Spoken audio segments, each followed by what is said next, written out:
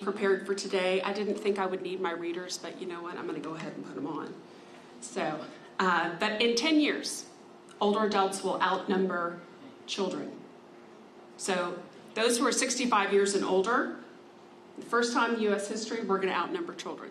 Isn't that something? So I want you to add 10 years to your age. Some of you may not want to do that, but look around, right? Look at those around. We're going to have a bunch of people with gray hair, me included. So I will be 67 in 10 years. Isn't that something? So there's going to be a lot of us around, and that's good news, right? So we're living longer. That's great news. But there's also a little bit of bad news if we don't take these 10 years to really change course. AARP is the nation's largest nonprofit, nonpartisan organization dedicated to empowering people to choose how they want to age, right? We all want to live to be longer, right? We work to strengthen communities right where people live, and we advocate for what matters most to families, and that's health security and financial stability. AARP Louisiana is one of 53 state offices. I do know we just have 50 states, but we also have state offices in District of Columbia, Puerto Rico, and the Virgin Islands. And what's unique about our work is that we get to focus on the issues that matter most in Louisiana. And for us, that's family caregiving, long-term services and supports, healthcare, and financial security. Since 2015, AARP Louisiana and the Live at Home Coalition has been working to increase access to home and community-based services and supports so that older adults have the option of living at home in their own communities with the support of people who care about them. I was thankful for the time I had to care for my mother, who had pancreatic cancer. She lost her battle 15 years ago. And now looking after my 91-year-old father, who's doing well, and a younger disabled brother. So for many of us, it's just what we do, right? As sons, as daughters, as sisters. But for many Louisianians, some 630,000, they identify as a family caregiver. And it's a daily struggle. They're raising children while caring for aging parents. They're holding a full-time job. They're commuting. They're using their own money to pay for services. The sheer exhaustion of it, the emotional and financial drain is often too much. We're living longer. There will be more of us. But the demographic shift will pose a unique and significant set of public health challenges. So investing in a strong home and community-based services provider network with a strong, educated, and trained workforce is critical for all of us in this room. And that's why every year AARP fights for funding to increase waiver slots for the Community Options Waiver so that the thousands of individuals who are waiting for in-home support get what they need. We understand we got good news this morning. In fact, HB 1 was amended to include 750 waiver slots for older adults and adults with onset disabilities to access the Community Options Waiver. 750 waiver slots doesn't sound like a lot when you have 10,000 on the waiting list, but we tackle it year after year with 750 slots. So I'd like to thank Chairman Jack McFarland, Vice Chair Jason Hughes, and the entire Appropriations Committee for investing in home and community-based services and investing in Louisiana families. Now, for the remainder of my time, I'd like to talk about financial security and fraud. So I'm sure many of you got the text last week from Governor Landry. Yes, everybody got the text, right? Letting you know that there was a scam involving OMB. It was not him, it was not the state OMB, but you don't need to click on the link to pay the toll. So criminals were sending out these texts, right, pretending to be OMB. They were using very convincing language, and I'm sure some clicked on it, and some paid the alleged outstanding toll.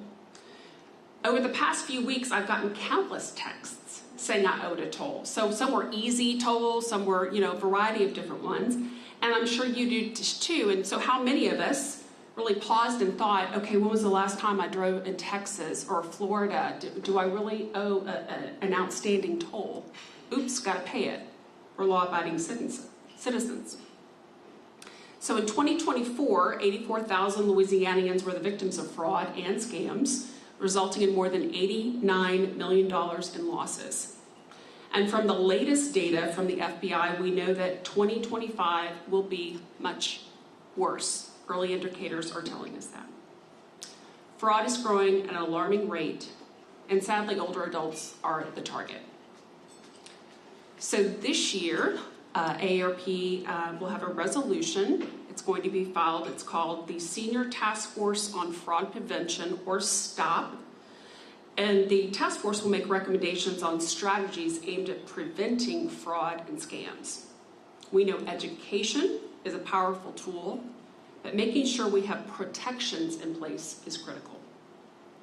The FBI's Internet Crime Complaint Center, the central hub for gathering data on cyber-related crime, just released its 2024 numbers. Cryptocurrency and cryptocurrency wallet accounts for nearly half of all losses in cyberspace. Did you know that? Cryptocurrency ATMs. I've never seen one. I may have seen one and passed by it and didn't know. I don't know a lot about it, but it accounts for half. That's the tool folks are using to scam. So they do extortion, romance scams, investment, get-rich-quick schemes, personal data breaches. These are all happening at your local virtual currency kiosk. So that's why AARP is strongly advocating for consumer protection, so really forward-thinking protections. Wouldn't it be great if we can get ahead of the technology and have these protections in place to save a few of us? So we're strongly advocating for House Bill 483. It's by Representative Mark Wright. And beyond the warning sign that will be at the kiosk or the ATM, if you will, about the potential for fraud, the law would specify a $3,000 maximum daily transaction limit for new and repeat customers. Why is this important? Scammers, there's apparently a $10,000 trigger. So if you put in $10,000 in the currency of the kiosk, it reports it to the FBI. So they try to stay under that threshold. So, but they get you on these amounts time after time after time. So a $3,000 maximum daily transaction limit is something that, well, AARP would like for it to be lower, but we can live with a $3,000 transaction limit for new and repeat customers, because then you get a 72-hour hold on the transaction. So the owners of the ATM or kiosk, that transaction won't go through. They won't process it for 72 hours. That's the cooling off period. What do scammers love to do? They love to entice you, right, with promises of, get rich quick, but you got to take action now. This deal is only available for the next 5 hours. Take action now. It's a high-pressure tactical game, right? So if you have a cooling off period of 72 hours, we believe that consumers will rethink about why they're sending this amount of money through cryptocurrency, which I would venture to guess a lot of us have a little experience in doing. So these protections are important, we know that. We believe the industry will try to remove the transaction limits altogether. We believe that they will be alleging that they need to be removed because we need to make sure the FBI knows when the transaction limit was triggered, well, when the $10,000 limit has been triggered, so we can catch these criminals. These criminals are smart. They don't use the same way to get the cryptocurrency. They know how to get around the system. So we don't believe that for 1 minute. We believe that the limits are there for a reason, and they should be there in this measure. We do know in Minnesota, the state of Minnesota, they took off the limits or the caps that they have. So there is no limit. You can cash out $20,000. And what ended up happening is that cities then passed ordinances themselves to create limits, because most of the business that was happening at ATMs was either scam and fraud or laundering money. So we asked the legislature to keep it at $3,000. So these protections are important. There's also a gift card legislation that is also moving through that we also support. Gift card. I don't know if any of you have gotten a request over Facebook or internet asking you to, hey, I'm your friend, I need you to purchase a gift card in place of something else to pay for something. I cannot tell you how many people get conned with that. And sometimes it's a very low dollar amount, but if they know they got you once, they're going to try you again and again and again. So the greatest lesson I can share with you today to prevent fraud is to talk about it. Governor Landry texted us. He let us know. All the texts I received about the tolls that we needed to pay, I shared it with people. Did you get this text? Have you gotten this phone call? Have you gotten this email? Did you get this clickbait? We got to talk about it. We got to expose it, because that's what we can do for one another. So talk about the calls, the emails, the texts you're getting. And then if something looks kind of legitimate, seek advice. Wait, and wait some more before you take action. They're counting on you to fall for their high-pressure tactics. They're salespeople. They're high-pressured salespeople. They want to con you out of your hard-earned dollars. And they're counting on taking advantage of your good nature, right? The promise of dreams coming true. The allure of a vacation. The allure of romance, right? So that's what we can do, is talk to one another. I have brought some things, so if you are interested in caregiving, and that's, caregiving resources, AARP has all types of resources for caregivers that are truly remarkable. And I brought some with me today if you would like those. And I have also brought our legislative agenda. That's a more full-bodied legislative agenda, but these were the two things I did want to bring to your attention to today. And I'm available to answer any questions you might have. Denise? Yes. So, shifting to the federal level, yes, briefly, a lot of issues dealing with Medicaid, potential Medicaid cuts. AARP's position on the Medicaid premium tax credits that are set to expire this year. I don't know if that's too specific a question for you, but what do you think might happen with that? And then ultimately, everybody's talking about waste, fraud, abuse, and making cuts there. We keep hearing that there's going to be more meat than just waste, fraud, and abuse being cut. And then ultimately the states are going to be forced to pick up the extra tab. What are you hearing about all of this from the federal level and how it might trickle down and affect us in Louisiana specifically? Thank you for the question, Randy. And Randy has asked about Medicaid and what's happening at the federal level, specifically with tax credits, and certainly how that money is going to flow to the states if it's cut, and also fraud, waste, abuse, and how that's being prevented, and what we think is going to happen in the future. So certainly AARP national team, our policy team, and our governmental affairs team watch these areas very closely. We're fortunate to have people on our staff who specific or subject matter experts in these areas. I do know there were developments certainly over the last couple of days. They're trying to certainly get a bill passed, and it's my understanding that Medicaid has not been cut. But that is not to say that there aren't people there who want to cut it. I do believe that the Louisiana congressional delegation knows that Medicaid is an important program. It's an important program for hundreds of thousands of seniors and Medicare likewise. And any threats to Medicaid would not be good for our folks, plain and simple. In terms of speculating about what I think might happen, I'm not in the speculation business. That would be a hard call, particularly in today's environment.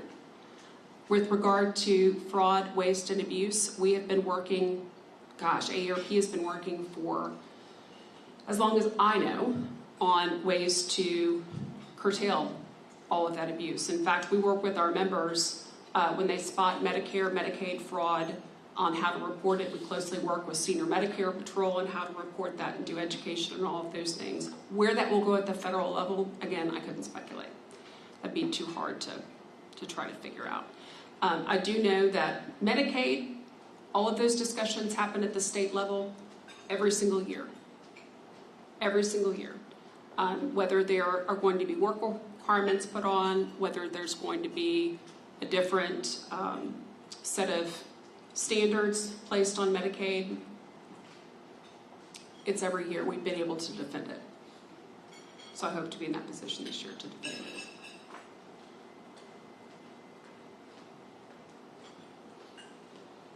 Yes?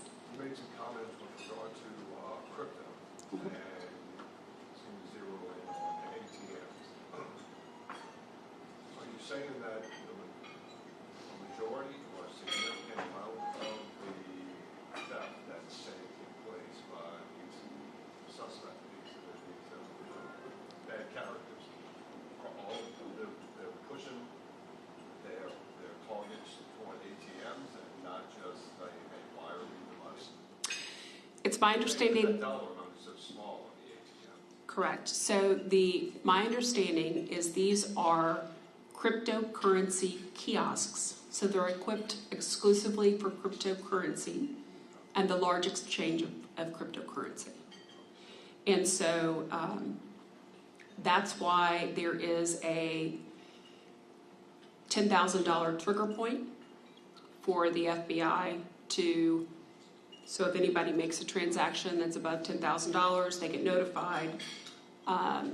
It's a large amount of money. Well, I know that enforcement of crypto financial crimes is stretched out. You're saying FBI, I've heard Secret Service.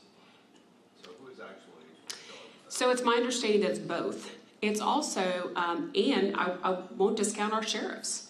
So we recently met with a sheriff out of Calcasieu Parish who recently was dealing with an older adult who had been victim of cryptocurrency, and it was a large amounts of money. Because I think for those of us local, if we experience any sort of crime or fraud, that's probably we're going to call probably local law enforcement.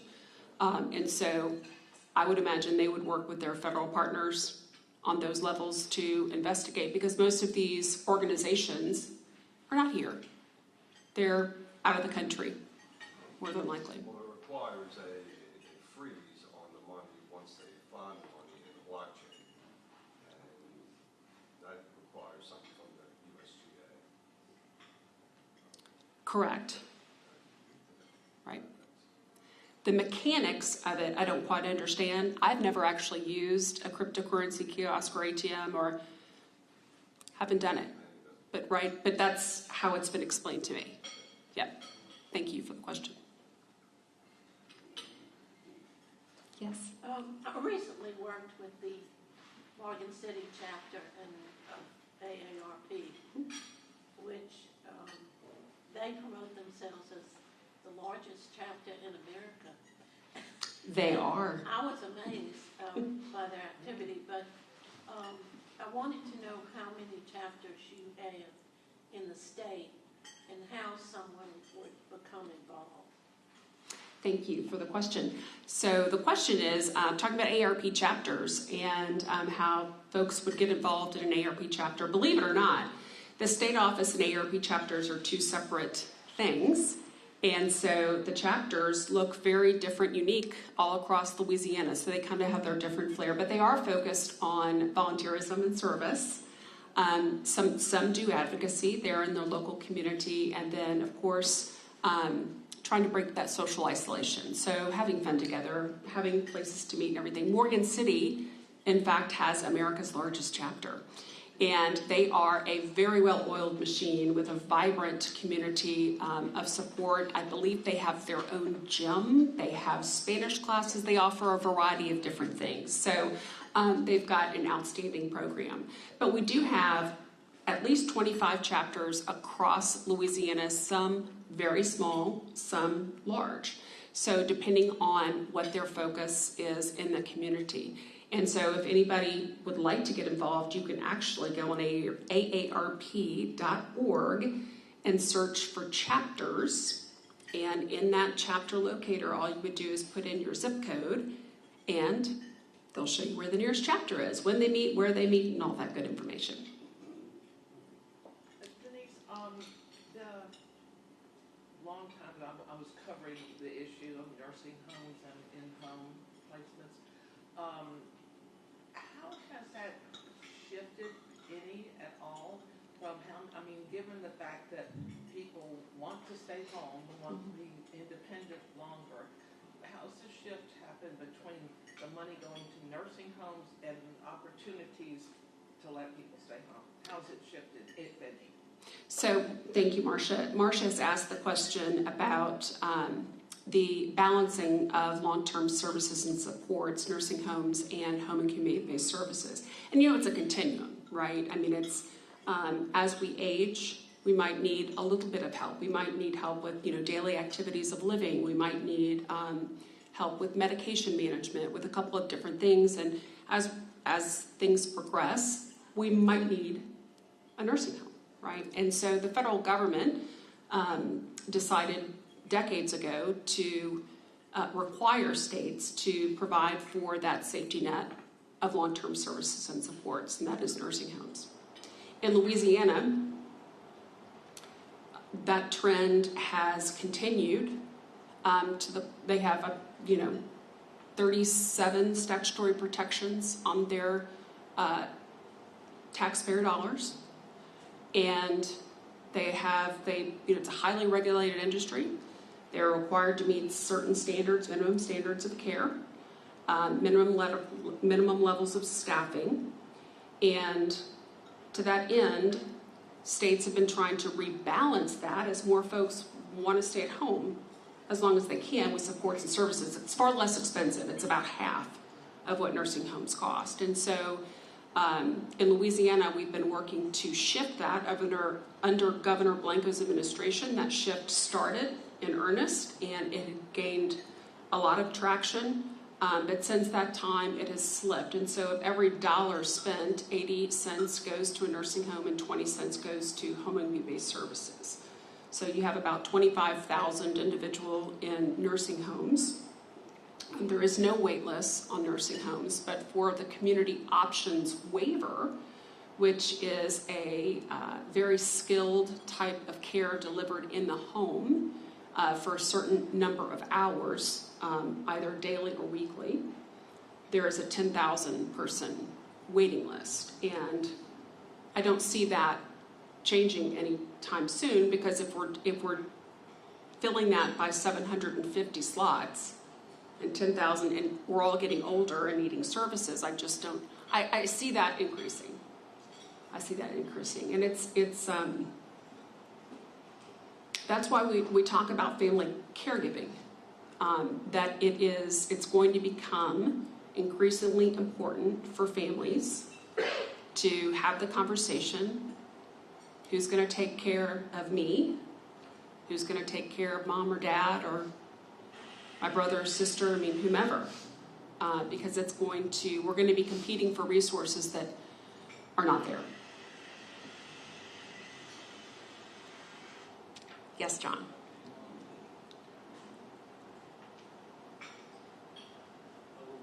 Social Security, AARP a long time ago suggested what could be done to extend the fund.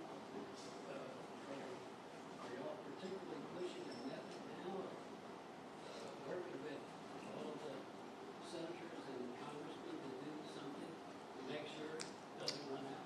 So thank you, John. And John's questions about Social Security and what AARP is doing really to protect Social Security, and are there any solutions that are on the table? The short answer is there are several solutions on the table. It's probably which one will be more appetizing for Congress to tackle. Social Security is the bedrock of retirement, period. And folks have been putting in their hard-earned dollars. I like to say it's not a benefit. You put in your money, right? It's not something that is just given to you automatically because you turn a certain age. You've put in the money. There are requirements you have to meet to get a steady stream of a retirement income.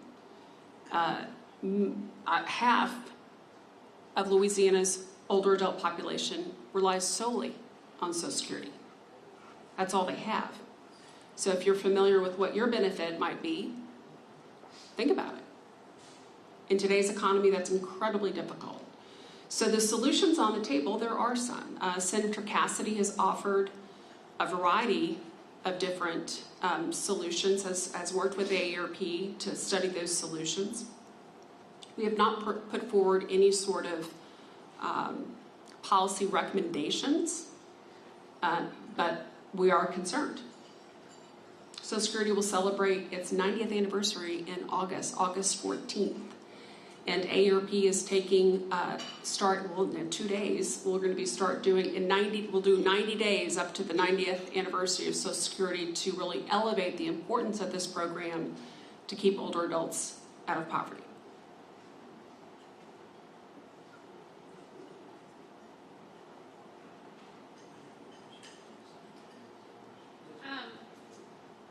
I've been following the bill that would further protect nursing homes from lawsuits pretty closely. And I don't know if you can answer this question, but I've now looked at a few. I mean, there's 60 plus lawsuits being brought against various facilities across the state, but I've looked at a few. A lot of them seem to have very similar problems that are being brought up. So they're not, I know we're all eating, but bed sores and falls in nursing homes. And so I was wondering if you could address some of the concerns AARP has, if any, about care in those facilities. Because these problems don't seem like they're isolated if we have 60 plus lawsuits about particularly bed sores. So I don't know if it's quite 60, but I've looked at 8 or 9 and they've all had that component. Sure. So thank you, Julie. So Julie is talking about Senate Bill 134, commonly known as the Baton Act, and nursing home quality. And it's something that AARP, since my time as state director, has been focused on just the entire continuum of long-term services and supports because of this, our aging demographic and family caregiving. And so this bill attempts, for the second year in a row, attempts to place management companies, get them defined as a management company, defined as a healthcare provider. So a management company of, let's say, 20 nursing homes as a healthcare provider. If any of you are or have been in business, a management company is not a healthcare provider. A private equity firm is not a healthcare provider. They make business decisions on how that healthcare is delivered in order to optimize the business and earn a profit. It's what they do. It's what they've always done. And so changing the law to get them to now fall under this definition so that they can be classified in the Medical Malpractice Act is a very, very dangerous course of action, because what that will do is limit individuals and their families the ability to seek justice and seek recourse for their injuries. As Julie pointed out, there are 60 some odd lawsuits pending on what happens to an individual in a nursing home. And it's called administrative harm. So that the business practice of reducing staffing of reducing training, of reducing the level of staffing you get at a facility changes. You may have an individual who needs to be turned every 2 hours that's not. An individual who needs to be changed because they're incontinent and they're not. An individual, I'm sorry if those are reading, I'm sorry. But these are the hard truths that families are facing. An individual who's lying in bed and their side rails aren't pulled up. They fall, they hit their head on the side of the bed or nightstand, they have a hematoma, and they bleed to death. So that is a case I personally know about. And so further traumatizing these families so that they aren't able to seek justice to then pay for the medical care that their individuals had to receive. They're limited, the medical malpractice limits them at $100,000 and then $500,000. So I don't know a night in the hospital that doesn't cost over $100,000. But the quality in Louisiana nursing homes, there are no words. Louisiana has the highest concentration of 1- and 2-star nursing homes. What does that mean? Well, they're not going to get the care you think they are.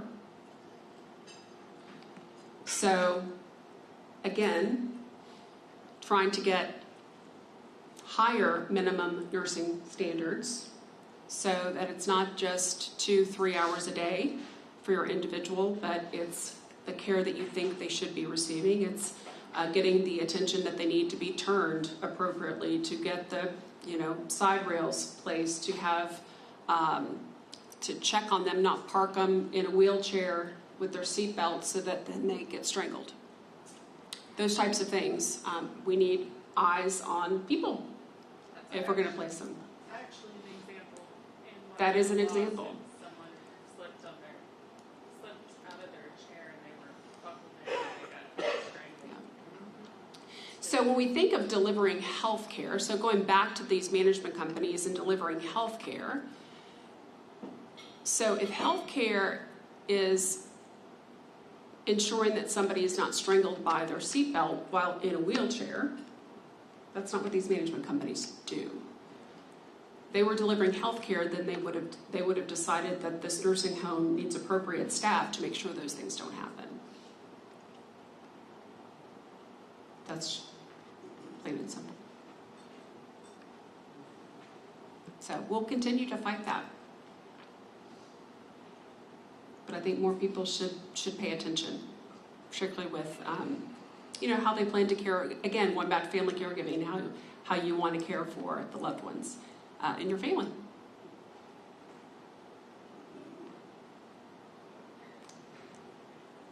Yes, John? Are y'all particularly pushing long-term care insurance? And if so, are there any particular provisions on it that you would be very keen on making sure that the person has? I know we're getting into the weeds of it, but So thank you for the question, John. So John has asked if AARP, if I, could talk about long-term care insurance and any of the providers. In fact, I'm actually barred from talking about any providers or I couldn't even sell you an AARP membership, John. I can't even do that. But I will tell you that long-term care insurance, it's incredibly expensive. I know that you get a less than many years before. So, for example, my dad has a policy that he bought into way back when, and it's fantastic. If I bought into a policy, it would be probably a smidgen of that and much more expensive. But I've also been told by a financial advisor, this is just on a personal note, that if you haven't gotten long-term care insurance by the time you're 60, it's unaffordable. So I don't know if that rings true for anybody. So I've got, 3 years left? You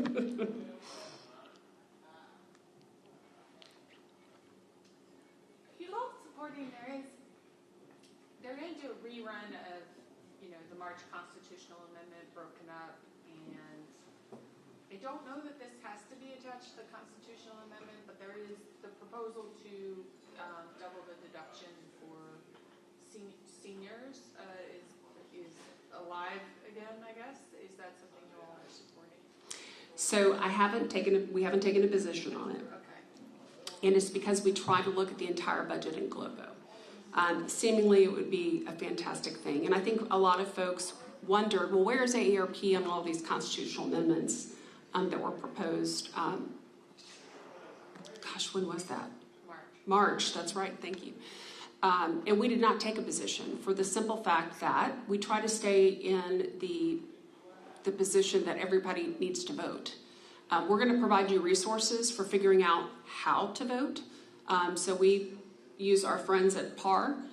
They do that, the breakout with the constitutional guide and what a vote for, what a vote opposed means. And so we always provide that. But and we tell you how, when, where to vote, all of those things. So we haven't taken a position on that, but seemingly it sounds like a good thing.